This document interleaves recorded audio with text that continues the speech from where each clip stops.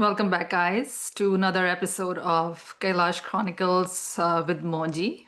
We're bringing these episodes to you with the participants who have been to Kailash with Mohanji, and they're sharing the experiences from their perspective. And it opens up a new window into the whole Kailash because Kailash is something that cannot be explained and everyone use it the way it is. It's a high frequency, beautiful place. So let's look at who we have today. It's my dear friend, someone I'm very close to, and his name is Zoran Milisic. He's actually from Bosnia, but now living in Australia. He is married and has a child, and his passion is for art photography. So he's been to Kailash three times, 2019, 2023, and 24. And out of those 3 years, we both have been to Kailash twice, and we both have gone there as volunteers. So we have discussed a lot about Kailash, but here it's I'm not looking at it that way. This is completely different way of opening up Kailash from his perspective, how he looks at it for the audience. So, Zoran, I know you've been to Kailash many times, and certain questions may not apply to you. For today, I want to know how your life has transformed going to Kailash many times. I know 2019 you got married, 2023 you started your photography. So every year a new revelation has happened. So please explain to us why this need, why do you have the desire to keep going back? What pulls you to Kailash and what you have gotten from Kailash from all these in one sum, if you can say one thing you've gotten, what pulls you to Kailash? Hi, Bhavani. Well, thanks for this beautiful intro. I can't explain. I can't explain, but I'll try. Okay. Yes, please do. Yes, I in my first trip to Kailash was in 2019, and that I thought that was the culmination of my lifelong seeking and inner inquiry, seeking the truth within. I've been on this path for quite some time, almost most of my life. And when I met Mohanji in 2018, uh, I think I was ready for a lot of these things to come. Although I was yearning to meet a real one for a long time, but it just wasn't happening. A real So master, you mean? the real master, yes, the one in living body, right? So when I went to Kailash in 2019, my idea was that I wanted to withdraw from the society and just be within. And then Mohanji told me, "Look, Zoran, just to let you know, all caves are occupied."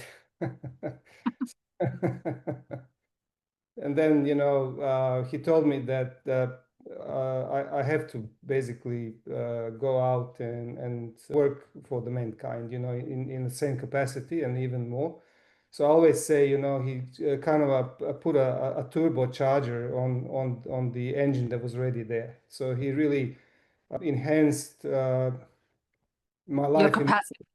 Yeah. Yes, he enhanced my life, but not necessarily by doing something. It's actually his presence and his silence that really got me there. So basically, it was the beginning of return to my real self. Although I was seeking for that for a long time, and returning to real self was first necessary because your soul is yearning for that, but it was also returning to my to who I truly was or am, So from that, in the physical manifestation, from that, a lot of things started happening, things that I maybe left off or pushed back, and all these things. So yes, one of those things was that I went back into my art, which is photography.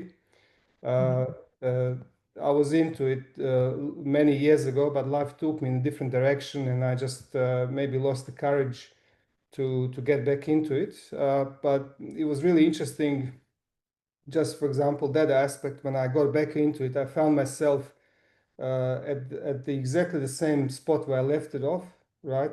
Amazing. but with much more depth and maturity. So my images and style didn't change. It got a lot better. So I realized that that waiting period was absolutely necessary for a lot of things to come after that, you know. So you don't really understand because if you're approaching life with the mind always runs in a linear time, past, future, you know. And when you step out of that illusion, then you see how things were absolutely necessary to happen in your life so that you are where you're supposed to be. So But yeah, the Kailash trips have helped you to this culmination of understanding that all the faults had to leave, and some rest was needed for you to to culminate to this point that yes. your art spoke through you. Kailash brought that out of you, and of course, being with Mohanji brought that out of you. Yes, yes. Well, I've been an artist all my life, and one of the expressions of it is the healing aspect because you know to work with people on energy level, which I do with my kinesiology and all that. It really takes an artist to do it. You know, it's really a work of artisan. It's just a different form of the art, basically. Right. So Actually, with, I wanted with to say one thing about your art. I was looking through your website just to see more things about you. I know you as a friend, but I don't know anything about the artist side. So I saw this beautiful quote or the statement on your website. And I think this is what you're talking about as a kinesiologist, as an artist. You wrote down the art is not there to satisfy the person. Instead, is a language of creation which transforms the person. The artist becomes one with the art and disappears in the process. So I think that's what's happening to you through these processes that you're taking it along with Kailash. yes, Something else has opened up in you that you're have found that true oneself, I think. Am yes. I correct in understanding? Yes, it's the point of realization when you see in that statement that the artist becomes one with the art and it disappears in the process. Basically, it's the statement saying that the whole creation and creativity is actually done through you as a channel, and your job as an artist is to exercise your sensibility, which is inbuilt in you and make sure that the channel is clean. But the whole creation and creativity is actually the creativity of the universe, or actually the source itself, which is the unmanifest or immovable light. Okay, and then the movable light is what you call prana or chi energy Yeah. or whatever, which actually creates the, the manifested universe. So things happen from nothing and they have some duration and space and time and all that, and then they return back to nothing. You know, so it's the what they call breath of Shiva. Okay. So Well, then I'm curious about that. How did Kailash help you in this? Because these are again theory for many people, even myself. I know these are things I've heard from Mohanji, even from you. But how did going to Kailash help this? You can get this realization at home. You don't have to go anywhere. If you're deeply connected to any higher frequency master and you're deep into your sadhana, you can get this realization. But what I'm trying to get is, how did Kailash pull you and made you into this realization? How did it come to you through that? I think it's the process of maturity. You see, if you are engaged in any process, right, not only spiritual process, right, there are certain elements or stages that you go through, right. So first you accept something on intellectual level, so you agree with something, and then you try to live that and make that into experience, and then that becomes wisdom. Okay, Right. so anything that is in a part of the phase of your life, you have to own it before you can relinquish it. You can't relinquish it before you own it. So that's why, for example, Mohanji is insisting that you go through the experience fully with full awareness. Okay, so it's not. I mean, it's okay to talk about different aspects of spirituality, but you have to go through this yourself. master is there to show you the way, not that you hold on to the master. It's like the road sign says from here you go to Sydney this way. Mhm. So do you hold on to the road sign which says Sydney is that way, or you actually Mhm. go and walk the path, you know? So that aspect is, it's like a barren land, you know, nothing and nobody can take you there. You have to cross that yourself, and you have to have Mhm. enough courage to leap into that void, because it's an absolute void. So the Kailash actually brought the end of the seeking for me, because I've been through many places and all that, and I knew by reading scriptures of many masters uh, previously that the seeking has to stop. Even that you have to relinquish, you know. So Mhm. what Kailash actually showed me was that there was the seeking ceased in a way that the consciousness stopped seeking for itself. Hmm. When And when that did that occur to you? When did what year did it occur to you that this is happening? The seeking has stopped. I had a lot of glimpses of it, and the thing is, I was not able to retain it, but I wasn't crazy about it, you know. So I realized some higher process that mind cannot explain. It was occurring at that time, especially after my near-death experience in 2001. That Mhm. that was such a profound experience, which basically set me off on this path big time, and nothing was more important in my life than spiritual aspect, you know. So everything was important, but not that important. But still, I had to Mhm. function in the physical Mhm. world. I had kids and all that stuff. Okay, so. So the point of realization, when I truly felt it, was at 2 points. Okay, one was Yamdvar, Mhm. and the other one was Dolmala Pass. Mhm. Okay, and I still, when I go back to Kailash, that they would be the two places which I'm yearning Go to to. go to, you know. Not necessarily Lake Manasarovar. It was great experience and all that. I enjoyed all the stories about it and all that. But for me personally, I felt it deeply on every cell, in my body, that something shifted at Yamdvar, and particularly La Dolmala Pass, you Has know. this happened to you each time you went, or is it just happened only 1 year?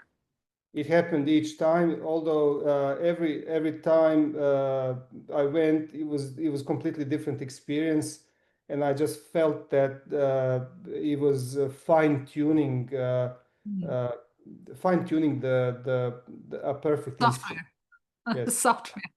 yeah. Great.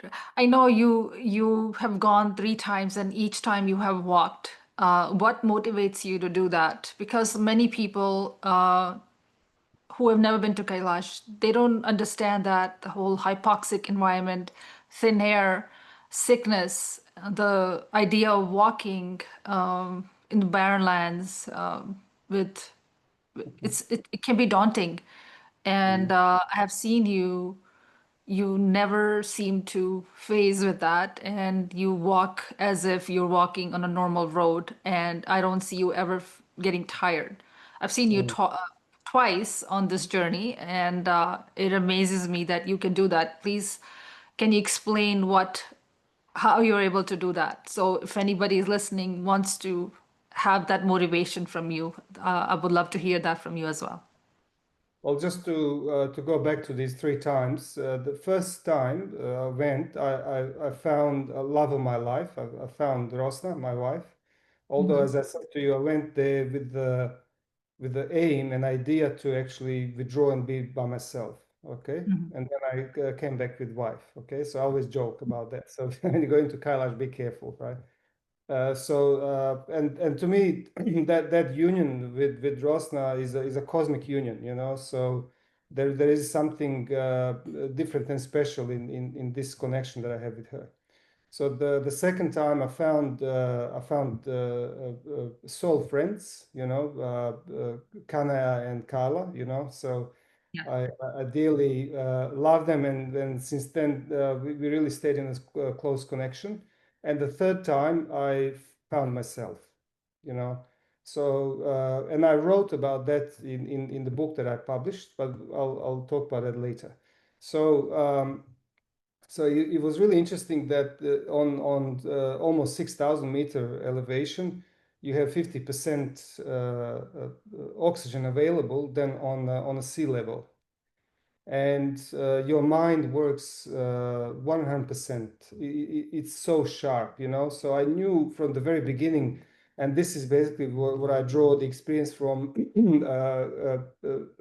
competing professionally in cycling, in road cycling, that the body and the mind is giving you all these obstacles so that you give up. And I also know that giving up is for anyone. Anyone can give up, So Absolutely. that is available to anyone. Okay, but for the rare one, it takes an effort to actually withhold the attempts of the mind to make you withdraw, right? And you just have to persevere. So a lot of things are there presented to you as a challenge, and I did notice and I did witness how people succumb to the fears. Mhm.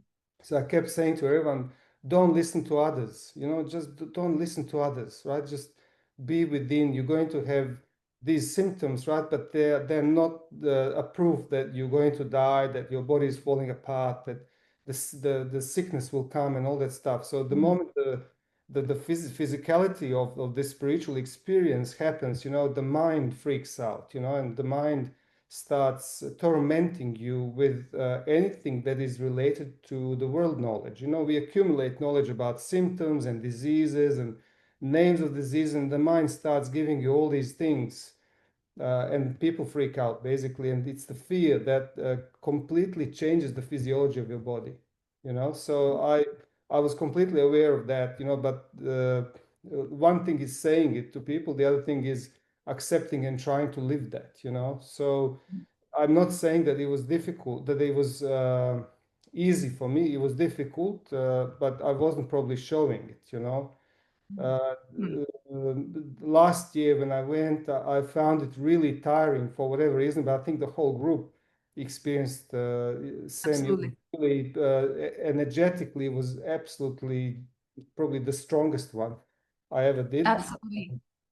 But when I looked at the time, because I was walking by myself with my backpack, without any porter or pony, when I looked at the times, they were identical like last two times. So obviously the physical body did what it needed to do, but the inner experience was different, you know. Absolutely. So and there are ways how to prepare. People people come there without changing a lot of things. I think you have to make sure, even though this trip is nothing to do with the physical body, right? It's all up here, okay? Mhm. But I also think to make it easier, to make it uh, better for you to experience the whole thing, the physical body needs to be looked after as well, because it's the physical body that will actually stop you to completing all this thing, in the end, right? So, changing your diet, introducing a little bit of exercise and all these things, it's very important, But the most important thing is the faith. So everything that Mohanji says, you have to stick to it 100%. No ifs and buts, no one single doubt should enter into that space, and always have a faith within you, have faith in you. So that is that was my recipe, and knowing that it's the ultimate journey, I wanted to experience it on its own terms. Okay, so this is the reason why I chose to walk and not have any porter and pony and all that. I wanted to carry my cameras myself. I wanted to feel the heaviness Kailash. of Right. every step and the energy of the Kailash. And I wanted Mm. Kailash to challenge me, and I wanted to prove to Kailash that I'm the one.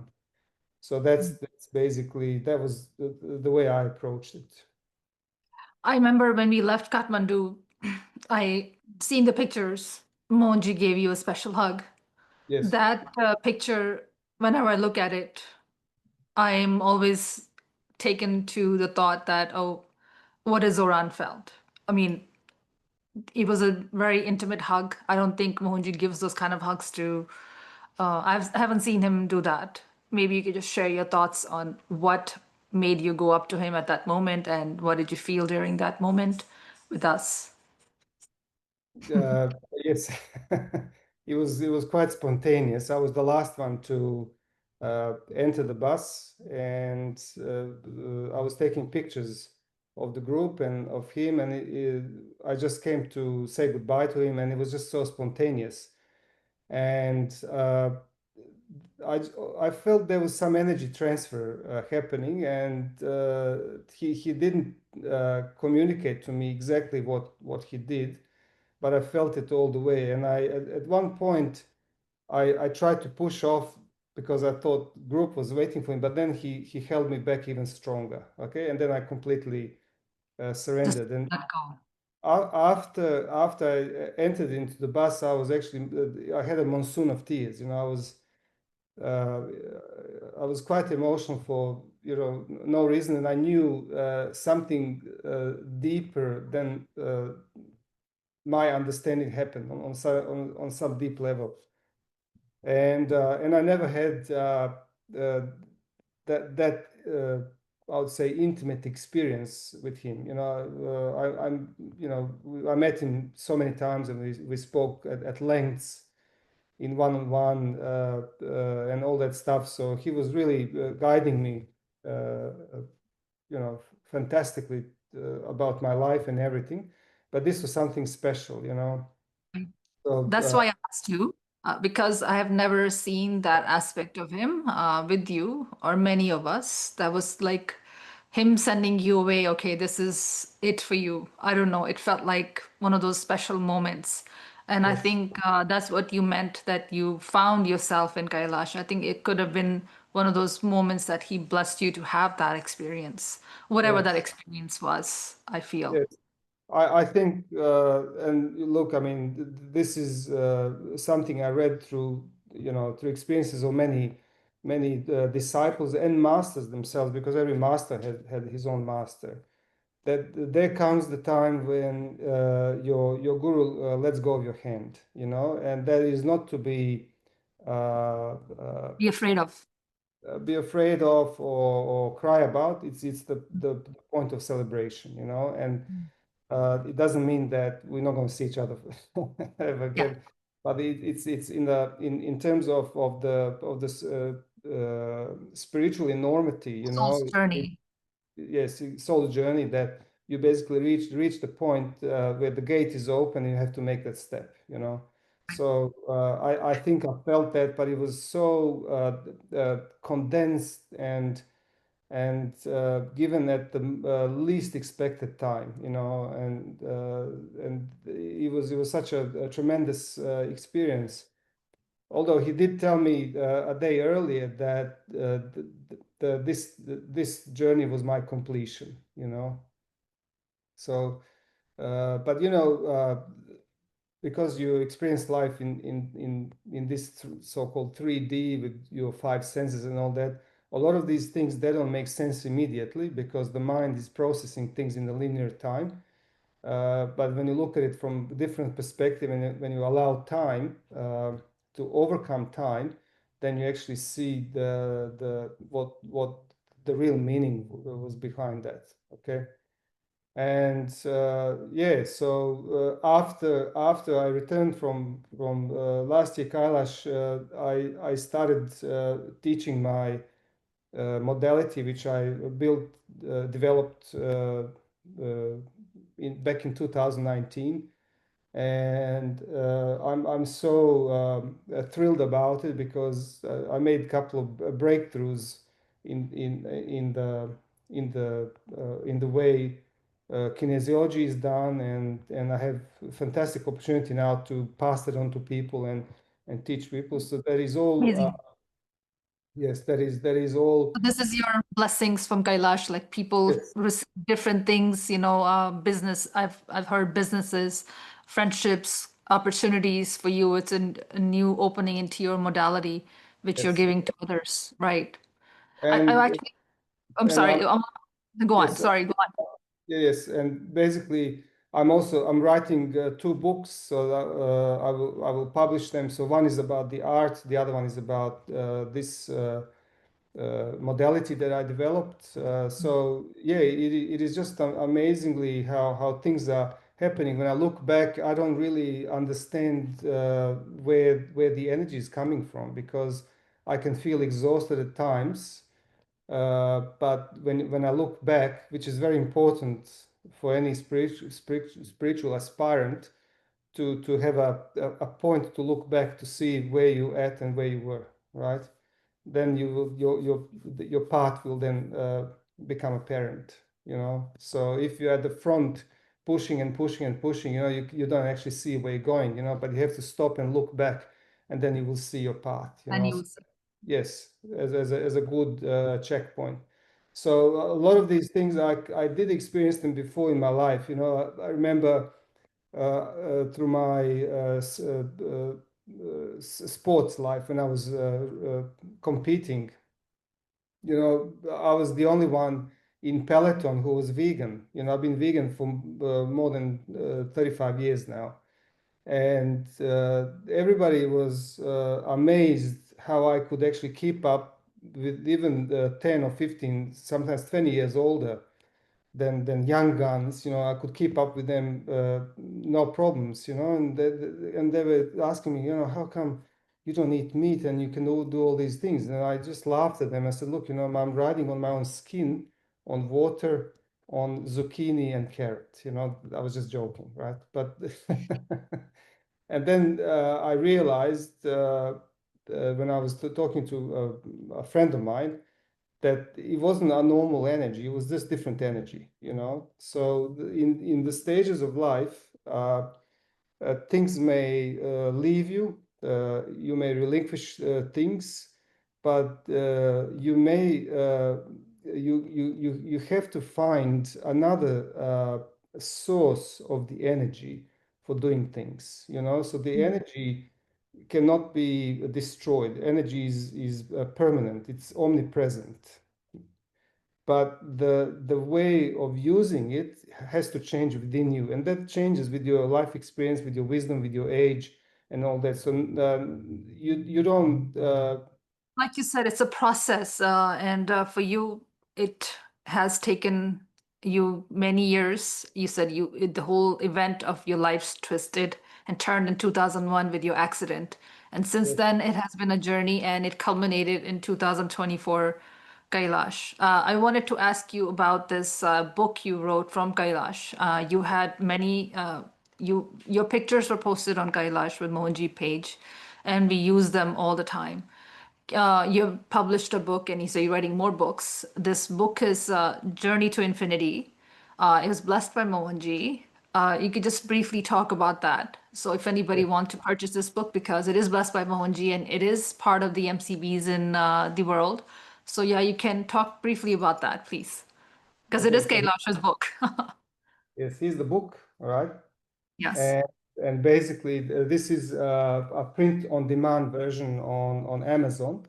So I started on this book in 2019, and when I came back, I realized the job was not finished. So in 2019 and 2020, I was touring around Balkans with the exhibition Mhm. of that series, which was fantastically accepted, and I had quite a lot of audience raving about, and then after that, I did a couple of other projects which ended up being very successful exhibitions. But then in 2023, the opportunity came, and I knew the job was not finished. That would be the opportunity to go back to Kailash and finish the job. So when I went there at Yamdwar, you know how you leave Yes. certain items and all, all that stuff. I left a roll of film. Okay. Wow. Wow. Like, and I thought to myself, okay, let Kailash. I'm giving a roll of film to Kailash so that the Kailash uses that and it captures images through me. Right, that was my idea. So after I came back within a couple of months. I contacted my designer who basically designed the cover of this book and the pages inside. And as when you noticed in 2023, I would withdraw myself in the bus and I was typing things that would come to me. So then I would basically review them and I put my contemplations Right. next Right. next to these images. So these images speak. For example, be you. You know. Mm. And every image here is The basically story has a taken story to tell. story to it. And when I presented the first copy of this book to Mohanji, I wrote to him, I'm returning your book back to you because I just felt that it was written by him through me, you know, as a consciousness, Mhm. universal consciousness, communicating to itself through you and me. Absolutely. So that was basically also a culmination of me holding on to something, and I wanted this book to to be used as a point of any seeker, as a reference point for anyone who's looking for spiritual advancement, and that journey benefits people who need uh, who are basically disadvantaged. So So this would be a good option for people who are not able to travel to Kailash, and they can use this book and see the images that you've taken and captured, and it's blessed by Mohanji. yes. So I think it's a So great option for those. and I wrote here the royalties of this book entirely. They go to Shed the Light Orphanage, or it's not an orphanage. They don't like to say that. They call it a children's home Yeah. in Nepal, in Kathmandu, where basically they take in kids who, for whatever life circumstances, lost their parents, Mhm. and they educate them, they look after them, and all that until the moment they are mature Mhm. enough to find their own work and go. So it's a fantastic group of people. I went there every time I visited the center and spent time with those kids, and yeah, have special memories. Uh, Amazing.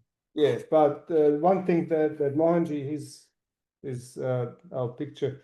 So one thing that he told me when I gave him his book, he was holding it like this, and he was smiling and he said to me, you know, Zoran, you know that you cannot satisfy everyone. And I said, yes, I know that, right? So it was a good confirmation that whatever you do in your life, the understand that when you start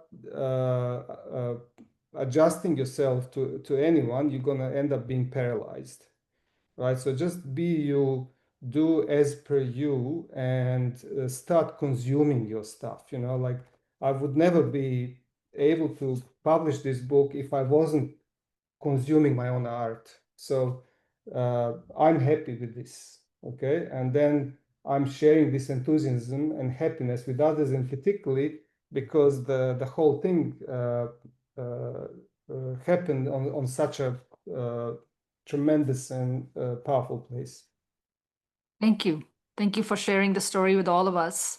uh, why you published this book now. Everybody, whoever listens to this, will know the background. Yeah. And if they're interested in purchasing, the royalties of it goes to a orphanage, and it helps a lot of children. So it's a great benefit to whoever purchases it, and they also get connected to Kailash and Mohanji. So it's a great initiative from you.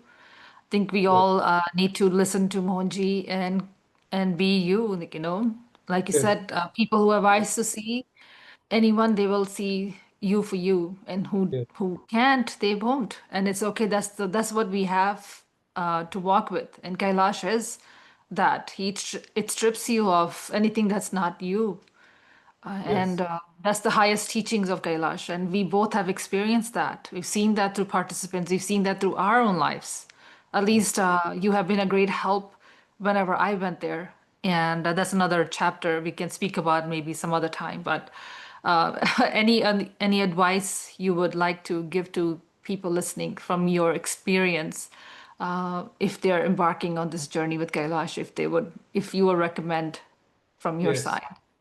Well, look, it's exactly the same how this book came to be. I was thinking whether I should put some quotes of Mohanji with each picture, but then I decided against it for the reason. One reason is that he wrote many books, and other people also wrote Mm-hmm. books about their encounters and with realized master like Mohanji and all that. So I decided to basically write my, let's say, my own contemplations about it, but they were totally inspired by his teachings, you know. So I added uniqueness and authenticity to the experience, and I think that that is very important. That otherwise we will be just repeating what has been told, right? But whatever the master tells you, it is absolutely essential and important that you actually implement that into your daily living. You know, and Mm-hmm. take one, just take one thing. For example, non-violence. You know, try to live that in every second of your day, and you will see how challenging it is because of all the patterns and conditionings that we went through our lives. So, you know, being aware doesn't mean that you are aware selectively or occasionally. Being aware means that you are aware that you are aware and that you are aware 24 by 7, you know. So that's the advice in between the lines that, you know, try to make this experience totally authentic.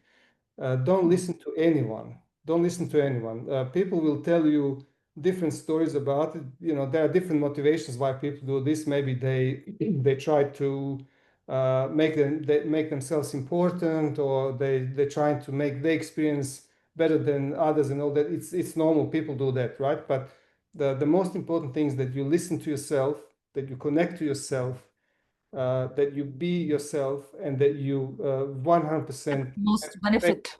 have faith in you, because there's a difference between believing and knowing. You know, even Buddha said, "Don't believe in me, uh, know me." You know, because if you believe in something, whether it's positive or negative, it's Mhm. basically not truth. Because, for example, do you believe in me? Do you? You're talking to me if I believe in you. Yeah, of course. No, As a because friend. you can't believe in me because you know me.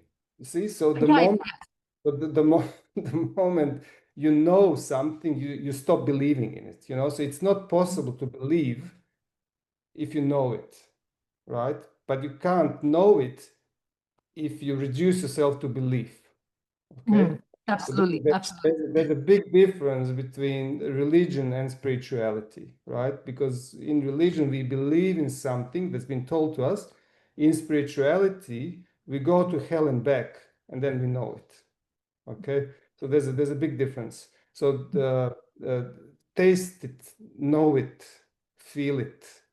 Uh, and connect to yourself, connect to the deeper aspect of yourself. There's a source in you, there's a source of light in you, even as we speak, every second, and that light never left you. No matter how much you think that life pushed you around and gave you suffering and all that, that all happened so that you find yourself. We all went through a lot of suffering. For myself in particular, I probably somebody's thousands lives can fit into my life, right? But I got that so that I find myself, and it Absolutely. is arduous journey, and a lot of people, or most people, don't do it because it takes an effort to elevate yourself, and you need to invest a lot of energy. See, giving up is easy because it's a low frequency. Living according to the emotional states, it's so easy because emotions are of low frequency. So you need to make an effort, spiritual effort, to elevate yourself, to develop yourself to the point of the breakthrough. And when that breakthrough happens, everything that brought you to that point with an effort becomes effortless. So then Absolutely. everything then is turned upside down. So then there's in that breakthrough moment, there's the end of Kali Yuga, for you, because the Satya Yuga happens within. There'll be no Jesus or some avatar coming and helping us out, right? It has to happen within, and you can do it now if you want to. So it takes a huge effort for things to become effortless, and things that were part of the pattern before, which you were doing effortlessly, takes an effort to do it because it's not truth. Well, I think what you said is quite a lot, and I think I understand. And what I take from this is that be you, listen to yourself. And this is what I have seen from other participants who I've spoken to in this past few days of interviewing people. They all have said when they listen to themselves, all the other difficulties, all that was not truth, just fell off. And for them, it was part of their Kailash journey. For you, it happened several times, and it took you to the deeper levels that of what you speak of knowing and believing and the higher truths. And I hope that anybody listening to this understands what Kailash can bless each one of us if we truly connect deeply to ourselves and to that frequency. So thank you, Zoran. We are short of time on this right now. So I would like to just thank you for coming on this podcast and speaking to us. And anything else you would like to say before we say goodbye? Well, thank you for this opportunity. I think we could speak forever like this, but we have to fit in some format. But one thing which I would like to do is to express my uh, gratitude, which I think it's spanning many lifetimes, to Mohanji, the real master, the real one, uh, and also to my own life path and my own suffering, to acknowledge what brought me here, and how I was masterly guided to find the truth within. So Yeah, it's beautifully said. Without Mohanjit, none of this is possible, and it's him who's guiding us to us. And I would, if I, anybody listening to this, it's a great opportunity to go to Kailash with Mohanji. You never know what blessings await you there. And yeah, thank you so much for joining. And if you're interested in Zoran's book, it's available through Amazon. And if you're in Europe, Mohanji Center of Benevolence they're available there through Mohanji's Blessings. So if you're not able to go to Kailash for any reason, do check it out and connect to Kailash. And thank you all. Lots of love. We'll speak soon. okay, thank you, Bhavani.